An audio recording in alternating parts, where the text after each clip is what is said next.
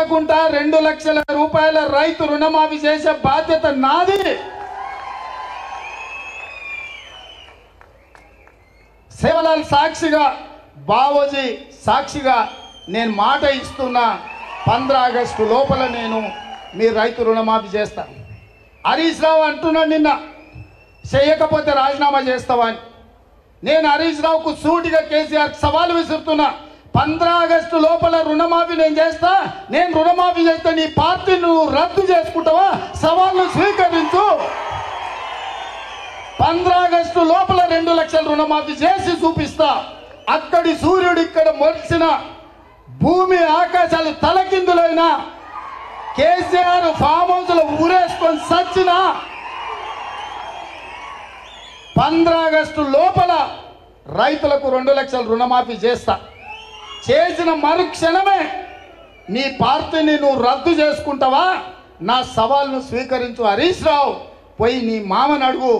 నేను మాట ఇస్తే ఎట్లుంటానో తెలుస్తుంది, నీ మామకు తెలుసు నీకంటే ఎక్కువ. అందుకే ఇవాళ చెప్తున్నా, ఈ వేదిక మీద నుంచి ఏ రైతు ఆధైర్యపడాల్సిన పని లేదు, ఏ రైతు బాధపడాల్సిన అవసరం లేదు. నేను బ్యాంక్ వాళ్ళకు కూడా చెప్తున్నా, రైతులకు నోటీసులు ఇస్తున్నట్ట డిసిసిబి బ్యాంక్ వాళ్ళు.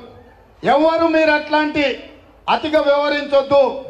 మిర్చితో సహా, అనా పైసతో సహా మీ పైసల్ని 15 ఆగస్టు లోపల తెలంగాణ ప్రభుత్వం చెల్లిస్తుంది.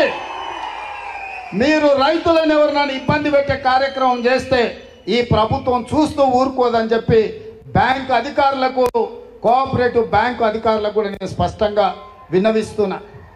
మాది జిమ్మెదారీ రైతుల తరఫున రుణమాఫీకి మీ అప్పు చెల్లించేది. 15 ఆగస్టు లోపల నీకు అప్పు కడతాం.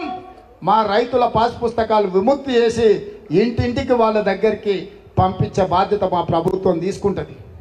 ఆనాడు కేసీఆర్ ప్రభుత్వంలో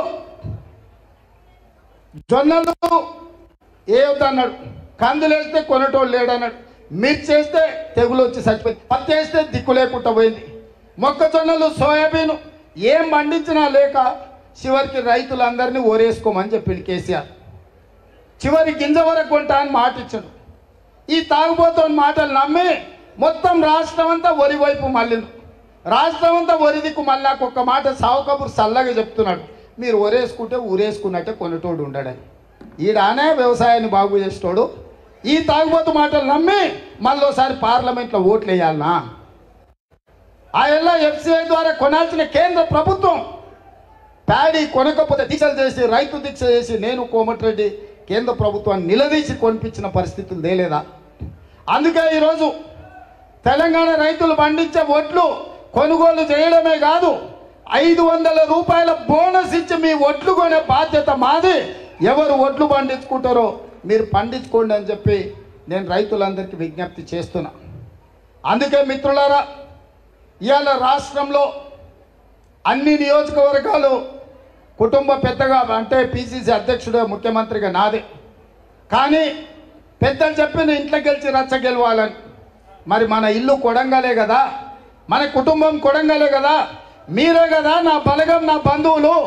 ఇవాళ మీరు 50,000 మెజార్టీ ఇవ్వకపోతే రేపు అసెంబ్లీలో పార్లమెంటులో ఏమంటారు? రేవంత్ రెడ్డి పెద్ద పెద్ద మాటలు మాట్లాడుతున్నాడు కానీ కొడంగల్ 50,000 మెజార్టీ కూడా తేలేదన్న ప్రమాదం ఉంది కదా. అందుకే ఈరోజు నా కుటుంబ సభ్యులైన ప్రతి కాంగ్రెస్ పార్టీ కార్యకర్తకు, ఏ వేదిక మీద ఉన్న నాయకులందరికీ నేను విజ్ఞప్తి చేస్తున్నా, రాబోయే 20 రోజులు అత్యంత కీలకం, అత్యంత ప్రాధాన్యతతో కూడుకున్న రోజులు.